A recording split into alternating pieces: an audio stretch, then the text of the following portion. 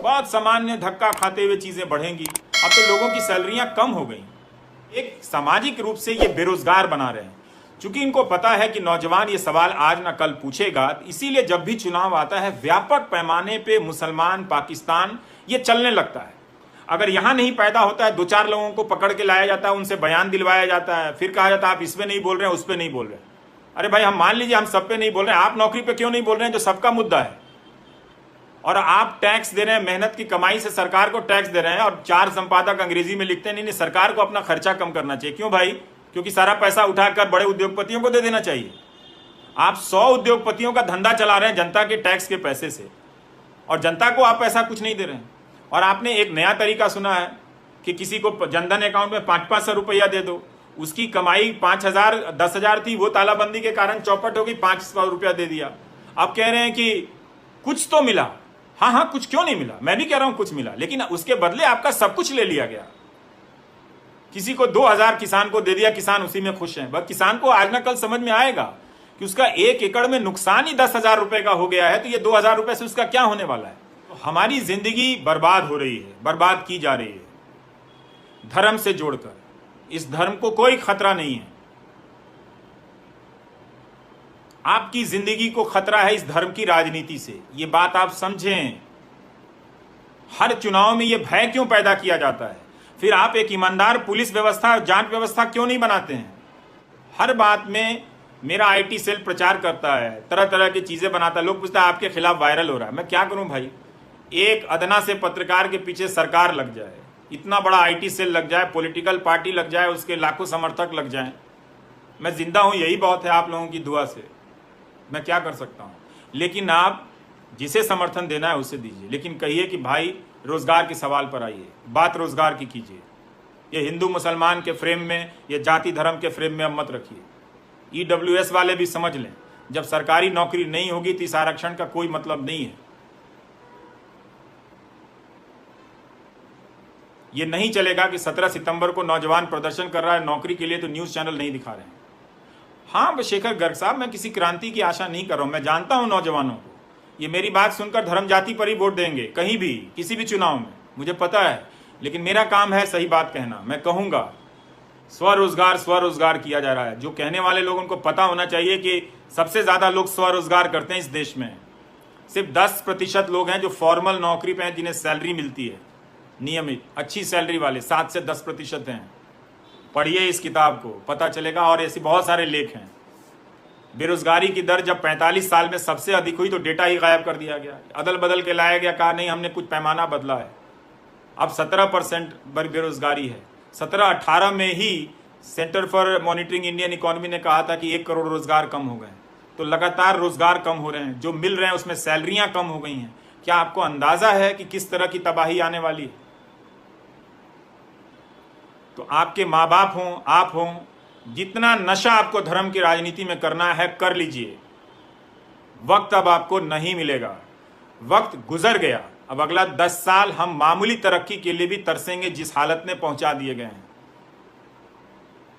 मामूली, राज्यों के पास पैसे नहीं हैं, सैलरियां अब नहीं मिलेंगी समय पर। तो आप देख लीजिए हमारा क्या है, हम तो गाली सुनते रहते हैं, आप सुनाते रहेंगे। तो आप देख लीजिए कि उसमें क्या है। मेरी कोई बड़ी बात नहीं है, मेरी परेशानी कोई बहुत महत्वपूर्ण चीज़ नहीं है, पर मैं बड़े फलक पर देखता हूँ तो ऐसा कोई तबका नहीं मिलता है मुझे जो परेशान नज़र ना आ रहा। आपकी जवानी है साहब, अच्छी नौकरी नहीं मिलेगी। कितने क्वालिटी के लोग हैं। मान मुझे तो 4-5 शिक्षक मिले थे, उन्होंने मेरी ज़िंदगी बदल दी। कैसे बदली? उन्होंने मुझे अच्छी किताबें दी, उन्हें मुझे पढ़ना सिखाया, वरना मैं रट रहा था किताबों को। मैं नहीं समझता था कि मैं ये किताब क्यों पढ़ रहा हूँ। सिर्फ 4-5 टीचर ने मेरे पूरे क्लास के लड़कों को बदल दिया, और वो सब अच्छी नौकरी में गए, अच्छे काबिल लोग बने। लेकिन आपका गणित भी बहुत अच्छा है, नैसर्गिक रूप से आप बहुत प्रतिभाशाली हैं, बहुत व्यवहारिक चीज़ें आती हैं, लेकिन आपने 3 साल का जो बीए में एडमिशन लिया उसी में आपका कबाड़ा कर दिया गया। चाहे आप इंजीनियरिंग में गए हों, चाहे आप उसमें गए हों, और फिर आपकी आर्थिक स्थिति खराब कर दी गई। आप काबिल नहीं हैं। जब काबिल नौजवान बाजार में जाता है तो वो मोल भाव करता है। वो कुछ दिन के लिए भले कम पर काम कर ले, लेकिन ज़्यादा काम करने की उसमें सलाहियत पाता है, योग्यता आती है, वो कुछ और बिजनेस कर सकता है। ऐसा क्यों है कि असंगठित क्षेत्र में ज़्यादातर लोग 10,000 15,000 की नौकरी करते हैं, बहुत तकलीफ में नौकरी करते हैं, लेकिन इस देश में धर्म की राजनीति ने आप सबको बर्बाद कर दिया है। आप नौजवान अब किसी लायक नहीं रहे। इससे निकलना आप मत समझिए कि फेसबुक लाइव देखकर आप निकल जाएंगे, ना ही मैं आपसे कोई उम्मीद करता हूँ। मैंने तो लिखा है कि मैं भारत के युवाओं से 3.5% उम्मीद करता हूँ। मुझे सब असलियत पता है दोस्तों कि इस लाइव के बाद आप क्या कहेंगे। सब समाज की सारी व्यवहारिकताओं अनैतिकताओं को मैं जानता हूँ। भारत का समाज जो है, आप अपने घर में, परिवार में, आसपास किसी आयोजन प्रयोजन में देखेंगे, अनैतिकताओं से भरा हुआ समाज है। इसमें एक और बात लिखी हुई है कि भारत का परिवार इलाज कराने और दहेज देने में गरीब हो जाता है। सोचिए, 2 में से 1 परिवार दहेज के कारण गरीब हो जाता है। अब लिखे हैं, पारीदा साहब लिख रहे हैं कि एनआईटी से हैं लेकिन उन्हें नौकरी नहीं मिली है। अब भाई परीक्षाएं अब नहीं होंगी, प्राइवेट सेक्टर में नौकरी नहीं है, सरकार नौकरी देना नहीं चाहती है, क्योंकि रेटिंग एजेंसियां कहेंगी कि आप तो अपना खर्चा बढ़ा रहे हैं। जैसे ही सरकार 10 लाख करोड़ 4 उद्योगपतियों को दे देगी, रेटिंग एजेंसियां वाहवाही करेगी। इस चक्र में हम फंस गए हैं। इसीलिए हो सकता है मेरी बातें सही ना हो, पर्याप्त ना हो, मुझे झारखंड का भी पता है दोस्त, मैं सब सरकार का बोल रहा हूं। जरूर इस मुद्दे पर फोकस मेरा केंद्र सरकार के कारण गया था, और उस फोकस को अभियान की तरह करने के बाद भी आज देखिए कि रेलवे की जो भर्तियां हैं वो पूरी नहीं हुई हैं। तो आपको तय करना है कि आप इस अफीम को, धर्म के खतरे के अफीम को लेकर कब तक जीना चाहते हैं।